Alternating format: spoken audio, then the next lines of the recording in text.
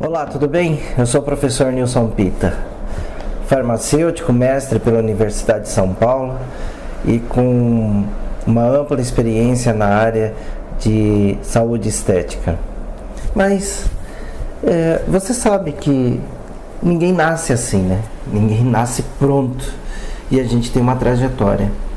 A minha trajetória ela começou quando eu tinha aproximadamente uns 11 ou 12 anos de idade, num dia depois de ter feito uma prova que eu tinha ido acima da média da minha turma. Eu nunca fui aluno acima da média, eu sempre fui aluno regular, aquele que procurava ir bem em tudo, mas ficava ali na quantidade suficiente de nota para passar sem precisar de recuperação. E eu lembro que naquela prova, numa determinada situação, eu consegui tirar um 7, e aquele 7 era fantástico para mim, porque os meus colegas que só tiravam 10 tinham tirado 4, 5, e eu tinha tirado um 7. E eu cheguei em casa feliz da vida, e na hora do jantar assim, eu virei pro meu pai e falei assim: putz, você não sabe, eu tirei um 7. Eu me achando, né, que eu era um cara inteligente. Meu pai virou para mim e falou assim: o máximo que um filho de burro consegue ser é girafa. Esse 7 que você tirou aí. E meu pai não era um cara que falava esse tipo de coisa para mim, né? Meu pai, carpinteiro, né, uma pessoa simples, com pouco estudo, mas ele não falava daquele jeito. E aquilo me impactou ao ponto de eu falar assim: eu vou ser uma girafa. Foi duro escutar aquilo, mas aquilo não serviu para mim numa periferia de São Paulo que tinha tudo para dar errado. Serviu como uma frase de incentivo, né? Uma frase de motivação: eu tenho que ser uma girafa. E assim foi. Eu fui trabalhar, continuei estudando. Aos 14 anos de idade comecei a trabalhar, porque a partir dali eu sabia que se eu quisesse alguma coisa eu ia ter que trabalhar muito e ia ter que gerar meus próprios recursos. E isso, na verdade, para mim foi um grande desafio. Porque meu pai, até ali, ele teve condições de me sustentar dentro da necessidade mínima, mas se eu quisesse estudar mais, se eu quisesse construir alguma coisa, eu teria que trabalhar. E aos 14 anos de idade eu comecei a trabalhar numa empresa de engenharia, não é? E eu fui office boy durante 45 dias, você acredita? Eu entrei para ser office boy com 14 anos de idade, e por ter mais escolaridade, que eu já estava no primeiro ano colegial, eu tive a oportunidade de seguir para a área de informática. Pasmem, para a área de informática. E eu comecei a trabalhar e me destacar ali. Tive vários desafios. Eu tive um chefe também que foi muito engraçado, importante para minha carreira, porque uma vez eu fui pedir aumento, ele falou assim para mim: o que você faz para merecer um aumento? Você fica aí a maior parte do tempo tomando café, fumando e jogando conversa fora. Muitas das coisas que eu te peço para fazer, você não faz, ou faz mal feito. Eu falei: tá bom, daqui a um ano a gente conversa novamente, porque naquela época tinha dissídio era muito expressivo. E eu me dediquei de uma forma diferente naquele um ano. E quando chegou a época do dissídio, a gente foi conversar, e eu falei: e agora? Quanto que eu mereço? Ele me propôs um aumento de 100% do que eu ganhava. Eu falei assim: não quero, eu quero 500%. E ele acabou por me dar, porque ele falou que realmente eu merecia. E era um cara jogo duro, viu? Enfim. E aí, durante esse tempo, eu fiz o colégio numa escola estadual, mas uma escola boa, reconhecida na minha região. E eu segui em frente. E chegou uma hora que eu falei assim: bom, eu preciso fazer faculdade. E eu ganhava bem. Na época eu ganhava por volta de 28 salários mínimos, com 17 anos de idade, 18 anos de idade. Você imagina isso hoje, né? Mas eu não queria fazer engenharia, apesar da empresa ser de engenharia, eu não queria fazer análise de sistema também. Eu queria partir para a área da saúde. E para fazer uma boa faculdade eu precisava estudar e fazer cursinho e tudo mais. E eu fiz 2 anos de cursinho, bati na trave na USP várias vezes. E no meio desse caminho, procurando o que eu ia fazer, eu tive contato com uma das palestras e falaram da faculdade de farmácia. E depois de 2 anos sem conseguir entrar na USP, eu falei assim, bom, eu vou, na verdade, entrar na USP na área de medicina, né? Eu queria fazer medicina, mas não tinha condições. E aí chegou um tempo que eu falei assim, bom, então eu vou prestar farmácia. E farmácia era uma faculdade extremamente concorrida e faculdade particular praticamente não tinha nenhuma. Na verdade tinha 2. Na época, 3, tinha PUC de Campinas, tinha a Unicastelo, que foi onde eu fiz, e a Oswaldo Cruz. E durante aquela faculdade eu falei assim, durante aquele tempo de cursinho eu falei, bom, eu estou prestando medicina, não entrei 2 vezes por meio ponto na segunda fase, eu vou prestar farmácia, e se por acaso não for isso que eu quero, eu volto a fazer cursinho e eu vou fazer medicina. Mas é porque não tinha nenhum recurso, não tinha nenhum incentivo de governo e tudo mais, e meu pai não tinha condição. E mesmo assim, naquela época, a faculdade de farmácia era muito cara. E eu tive que encarar aquilo. Durante toda a faculdade foi um extremo perrengue. Eu estava ganhando muito bem, tive que sair do meu trabalho, estudava integral e trabalhava à noite. Muitas vezes os colegas, né, a gente ia comer uma coxinha lá perto e às vezes nem dinheiro para coxinha tinha, foi muito difícil. E por volta lá do final do 3º ano de faculdade, na época minha namorada Simone, que hoje é minha esposa, ficou grávida do meu filho Ícaro. E você pensa, o que eu ganhava era praticamente para pagar a faculdade. E eu não tinha ali o que dar para o meu filho, assim, de conforto, né? Na verdade, o grande trunfo na manga é que minha esposa trabalhava e ela conseguiu segurar o 1º ano até eu me formar para a gente conseguir começar a trajetória. Isso foi bem marcante. E antes até da gente ir para o nosso apartamento, a gente morou com os nossos pais um tempo e eu me formei em farmácia e aí já comecei a trabalhar 2, 3 empregos, era uma questão de sobrevivência. Nessa época eu tive a oportunidade de trabalhar no laboratório de anatomia patológica e foi mais ou menos na época que a Simone ficou grávida do Ítalo, eu fui trabalhar com anatomia patológica e eu estava fazendo faculdade de farmácia e a minha opção era se formar em farmacêutico industrial. Na época tinha essas opções, industrial, análises clínicas e toxicológicas. E eu tinha escolhido trabalhar com a parte industrial, era o que mais me chamava a atenção. E no meio do 3º ano eu fui fazer um estágio no laboratório de anatomia patológica e por coincidência eles gostaram da forma que eu me comportei e eu fiquei trabalhando com anatomia patológica durante 5 anos. E eu não sabia por que eu estava trabalhando com anatomia patológica, eu gostava de trabalhar, é lógico, mas eu não sabia por que eu estava trabalhando com anatomia patológica. Enfim, aí eu me formei, um colega na anatomia patológica lá virou para mim, que ele estava fazendo biomedicina, e falou, e aí Pita, você se formou e não mudou nada na sua vida? Nossa, mas que revolta que me deu naquele dia.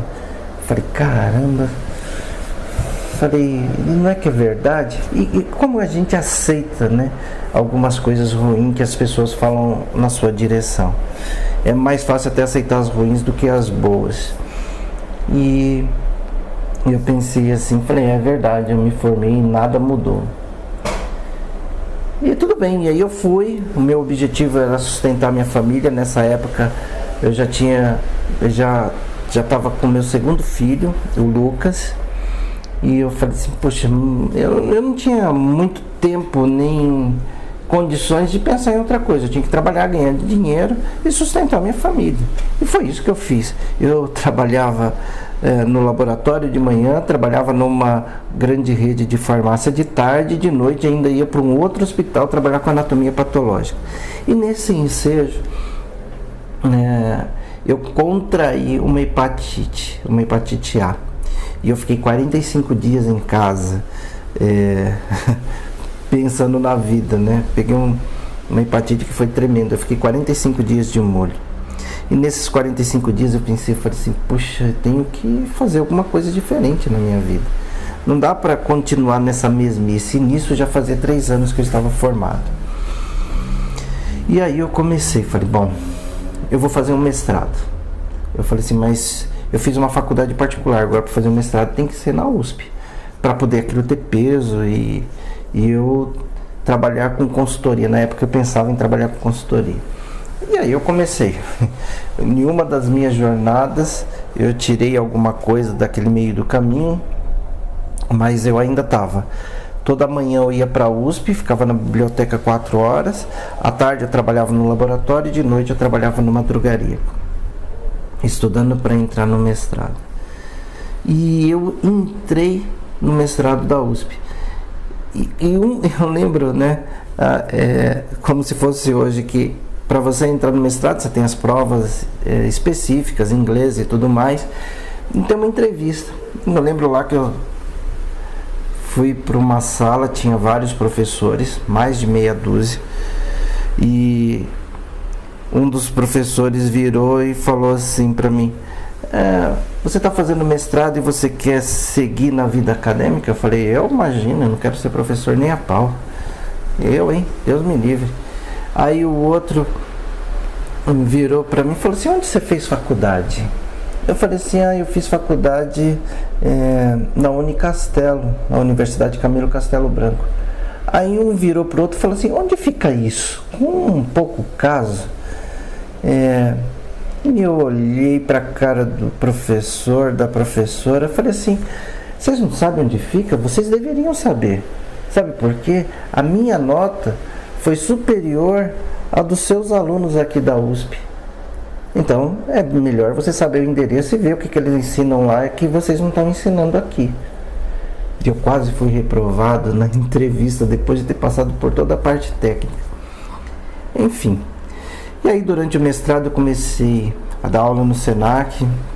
Depois de qualificado eu consegui dar aula na Unicastelo, que era onde eu tinha me formado. Foi uma emoção muito grande você ter passado por toda uma trajetória que era muito difícil, a faculdade de farmácia.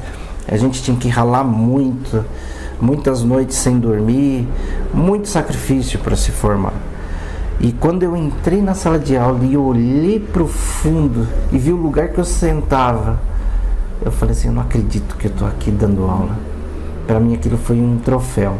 Foi uma coisa assim, falei, puxa, eu acho que eu posso mais, estou virando girafa. E depois eu defendi o mestrado, consegui ser mestre. Junto com o Unicastelo, dei aula na PUC de Campinas, que também era um lugar que eu gostava, queria muito dar aula.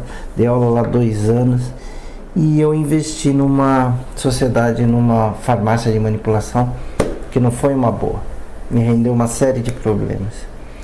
Mas enfim, aí eu me formei e eu comecei com a vida acadêmica. A vida acadêmica, na verdade, me abraçou, né?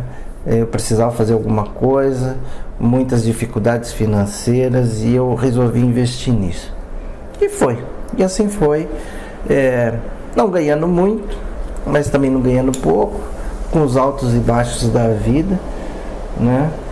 E quando foi por volta de 2011, eu sempre fui uma pessoa inquieta, né? Eu sempre nunca me conformei em ganhar o mesmo salário todo mês. Isso era uma característica minha. E por isso que talvez eu tivesse vários trabalhos, de vez em quando inventava umas coisas.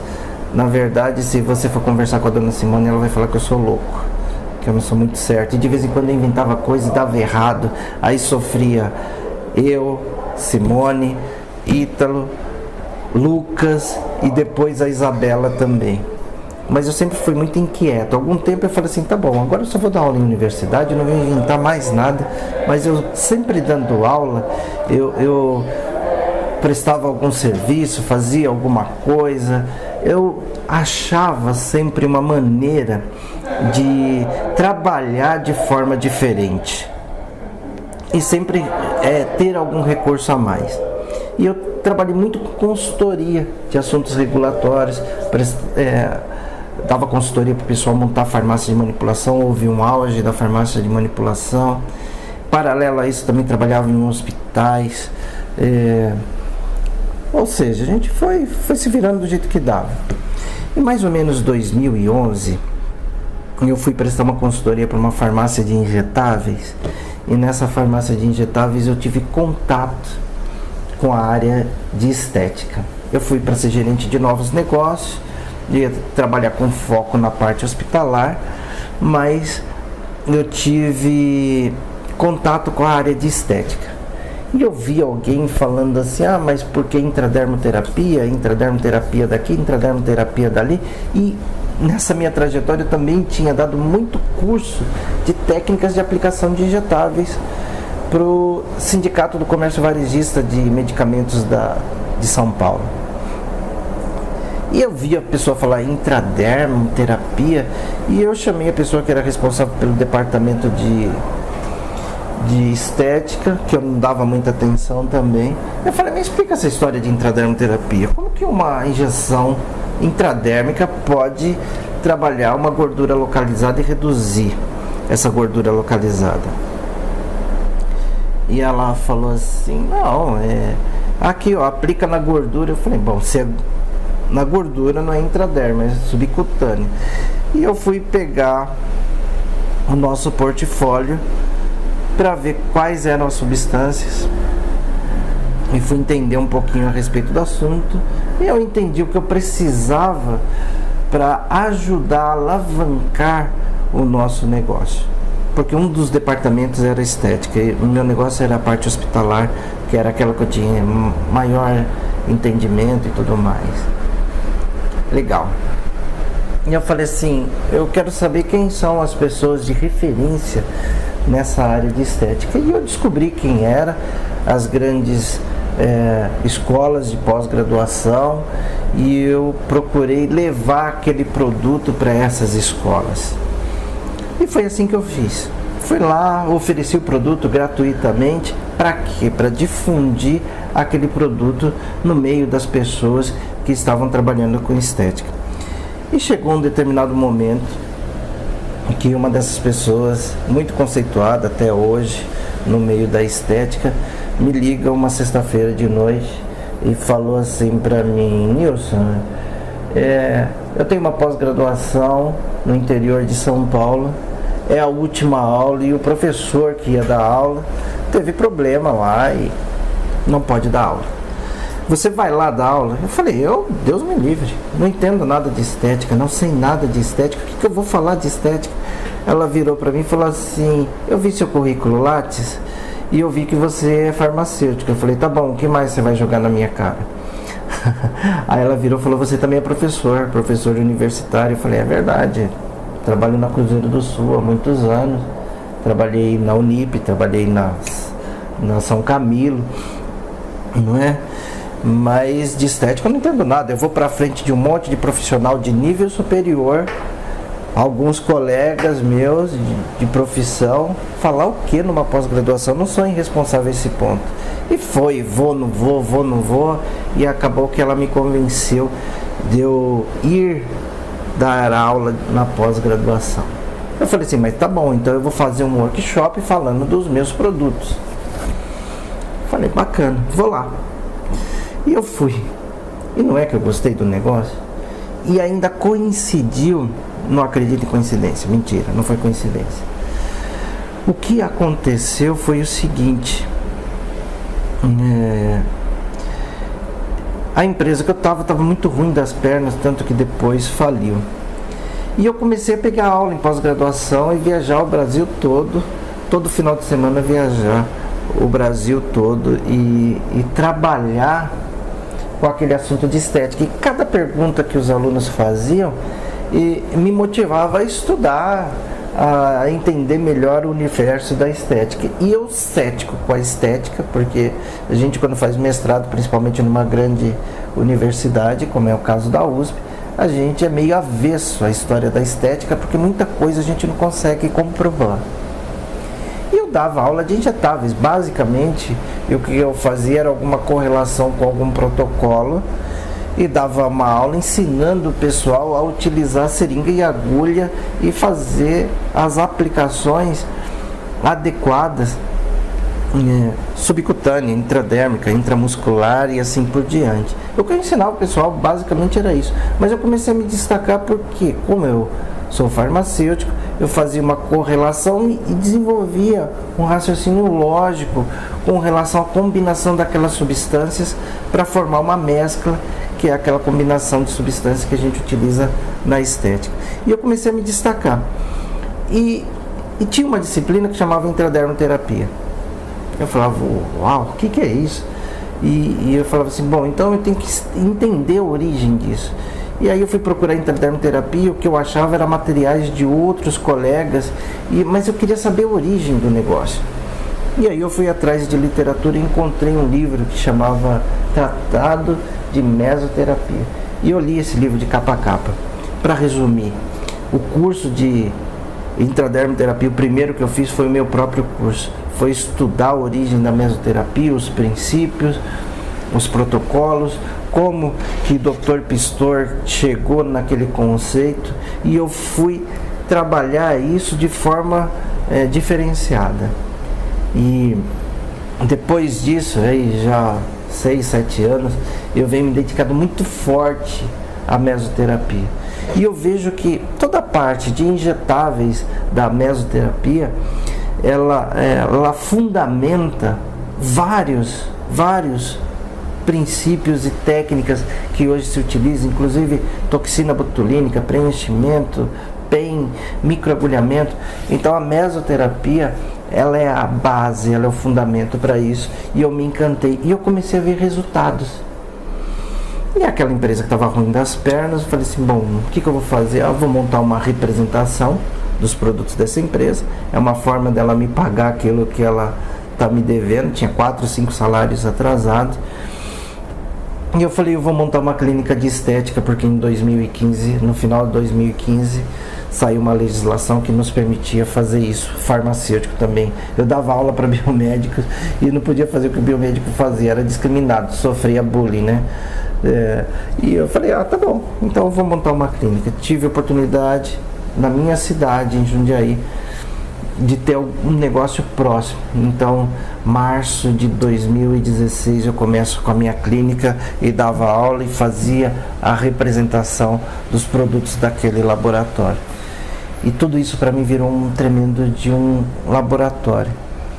E o que eu via era assim, que os meus alunos, eles não me procuravam só para comprar os produtos, eles me procuravam para tirar as dúvidas. E cada dia eu tinha 400, 500 perguntas semelhantes a respeito do assunto.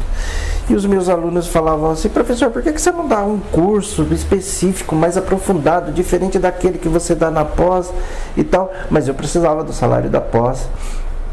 Eu já não estava tanto lá naquela empresa, mas eu precisava do salário da pós, porque tinha um filho fazendo medicina também fora do país, isso me custava muito caro, enfim. Mas chegou aquela hora que você dá um chega, né? Você fala assim, não, agora acabou, eu vou seguir esse caminho. E a estética foi me encantando. Eu fui fazendo curso aqui, curso ali, teve coisa que eu descartei, teve coisa que eu agreguei, teve outras coisas que eu desenvolvi, alguns princípios, e dando esse suporte para o aluno. Eu fui achando isso legal. Mas eu não podia, por estar com contratos com a pós-graduação, eu não podia dar cursos livres, eu não podia fazer, por exemplo, o que eu faço hoje. E chegou um momento que eu falei para a pós-graduação também, chega, não vou dar mais aula na pós-graduação e vou seguir meu rumo. E aí a representação foi crescendo, não é? E aí a gente... comecei com os cursos livres, mas mesmo assim era muita viagem, muito cansativo e tudo mais. E aí meu filho Ítalo falou assim, pai, eu vou achar uma maneira de você viajar menos ganhar mais dinheiro e juntar tudo isso que eu tô vendo que você tá gostando demais de fazer. E foi onde a gente começou a fazer esses trabalhos online e assim ajudar muita gente a trabalhar o princípio da estética com responsabilidade, embasado nas questões de anatomia, fisiologia e bioquímica, porque não dá para fugir disso. Então, hoje a gente tem trabalhado muito forte isso. A gente tem contribuído com vários profissionais, não só farmacêuticos, biomédicos, enfermeiros, fisioterapeutas, esteticistas, dentistas, alguns médicos. O meu trabalho hoje, ele consegue atingir esse público, não é com soberba, porque toda honra, toda glória é para Deus mesmo, porque Ele é o autor e consumador da minha vida, mas assim, eu tenho visto que tem contribuído muito para os profissionais. E eu percebi que na estética a gente precisava de pessoas, não vendedores de curso, não só vendedores de produtos, mas de profissionais que pudessem agregar valor. E se o colega precisasse, fala assim, fala que eu te escuto. E a gente tem desenvolvido esse trabalho na estética. Então, se resumir na estética, esse ano 8 anos de estética, de 25 anos de farmacêutico. Então, se você fala assim, Nilson, qual que é a sua experiência? A minha experiência é ter passado por anatomia patológica, ter passado por análises clínicas, farmácia hospitalar, drogaria, assuntos regulatórios,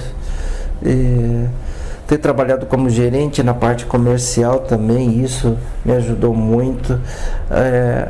Eu também tive uma experiência administrativa quando eu passei pelas grandes redes de drogaria, mas o que eu mais percebi é que quando a gente começa a criar ferramentas, porque a gente vivendo, a gente tem experiências, e viver é muito mais do que ter diploma, viver é muito mais do que fazer cursos, viver é você no dia a dia, na vida como ela é, você conseguir construir alguma coisa de forma idônea e transparente. Então, hoje a estética é o que realmente me oxigena, é o que eu consigo olhar para minha família e falar assim, bom, eu preciso ter motivação para continuar, para garantir a faculdade dos meus filhos. Meu filho mais velho já está formado e tudo mais, já está até andando com suas próprias pernas, mas tem 2 ainda que precisam disso. Então toda vez que eu olho para eles, me motiva a continuar minha vida profissional, e a estética me deu uma oxigenação. Falou assim, bom, aqui tem um mercado, aqui tem um segmento que ele pode ser rentável, mais rentável do que ele já te é, e você pode fazer coisas que antes você não podia. Porque eu não sei se você sabe, mas o grande sonho de um farmacêutico é prescrever. E as legislações relacionadas à prescrição por farmacêutico no Brasil, elas são extremamente ingratas. Quase que um farmacêutico dentro de uma drogaria tem que correr atrás do cliente, abraçar as pernas dele. Deixa eu prescrever aqui para você uma dipirona, um paracetamol, um medicamento de livre comércio. Então eu via isso de forma muito inexpressiva. E quando eu comecei a trabalhar com a estética, eu falava assim, poxa, eu trabalhei com manipulação, eu trabalhei com isso, trabalhei com aquilo. Então tem várias substâncias que são consideradas correlatas, que eu posso combinar numa formulação e ajudar as pessoas a atingirem os objetivos estéticos dela, e também colaborar com a saúde, que para mim estética não é só embelezamento. Estética para mim é saúde, é autoestima, é trabalhar a condição dessas pessoas. E eu vi na estética essa oportunidade, além da oportunidade de ganhar mais, além da oportunidade de às vezes um piso farmacêutico você ganhar num dia, não é a oportunidade que eu queria para cada mês fazer um salário diferente. Então a estética me proporcionou tudo isso. E hoje eu tenho vivido de estética, está fazendo agora exatamente 1 ano que eu me aposentei da minha vida acadêmica em universidade, depois de 20 anos lecionando em universidades, pós-graduação de manipulação, pós-graduação de estética. Eu me aposentei 100% desse tipo de segmento. Hoje eu tenho meus negócios, tenho minha clínica de estética, tenho uma representação de uma grande marca de produtos para mesoterapia, e também inauguramos uma farmácia de manipulação exclusiva para profissionais de estética que sofrem um preconceito terrível quando alguém recebe a prescrição de um biomédico, de um farmacêutico numa farmácia de manipulação convencional. Ele não tem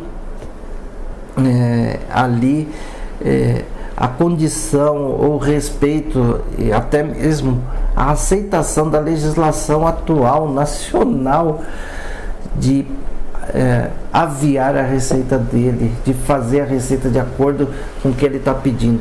Então, o que está acontecendo hoje?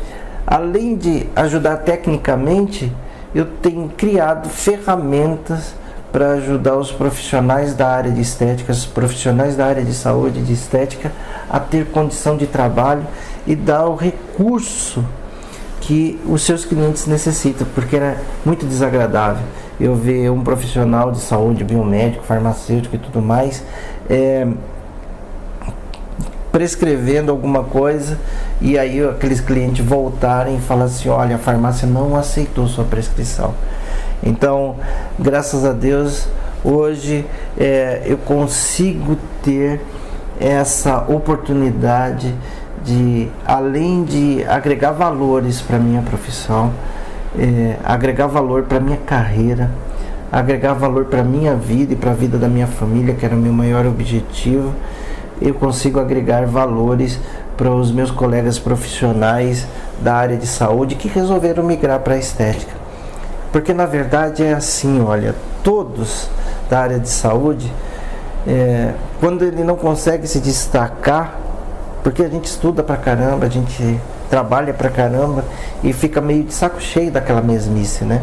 Quando não consegue se destacar, ou ele aposenta e vai viver de qualquer jeito, né, com a aposentadoria que a gente tem, ou ele toma alguma atitude. Então a estética foi para mim essa motivação, essa possibilidade de ganhar mais, de ver um novo horizonte. Não é que eu não tenha que estudar, não é que eu não sou desafiado, tudo isso todos os dias, mas a estética me proporcionou esse desafio e tem me rendido os frutos que eu desejo. Não imaginava que aos 25 anos de profissional farmacêutico, que é o que eu completo agora por esses dias, que eu teria ainda a grata surpresa de migrar radicalmente de área de trabalho e pousar na estética e fazer os trabalhos que eu consigo executar hoje através dela. Sou muito grato e trabalho pela estética, não só na minha profissão, mas por várias outras. A estética de uma forma racional, de uma forma autônoma, de uma forma segura e racional, sem maluquices, né? Porque a gente vê maluquices, todo tipo de profissional fazendo, mas estética para mim é saúde, é autoestima, é bem-estar, e foi a área que alavancou a minha carreira, e eu agradeço muito a Deus por essa oportunidade. Agora você já sabe um pouquinho mais a respeito do professor Nilson. Professor Nilson, criança de uma periferia que enfrentou os desafios de romper as portas de uma universidade, depois uma universidade pública conceituada, trilhar uma trajetória de 25 anos e não ter medo de inovar e enfrentar os desafios que a vida me proporcionou. E ainda tem mais alguns pela frente, né? Agora com um pouquinho mais de experiência, é menos força e a gente coloca essa experiência na mesa. Espero que isso também sirva, essa minha história aqui, que sirva para te incentivar e te motivar. Se você é um profissional de saúde começando, se você é um profissional de saúde que já está na estrada, quem sabe 10, 15 anos, e está desanimado com a sua área, se você escolheu isso lá atrás, tem um propósito para você estar nessa profissão, mas tem um caminho novo para você trilhar também. Procure esse caminho. Quem sabe não é estética também. Se você quiser, me procure, me ache. Eu vou te falar um pouquinho mais a respeito disso. Obrigado por querer saber da minha história. Um grande abraço para vocês, professor Nilson Pita.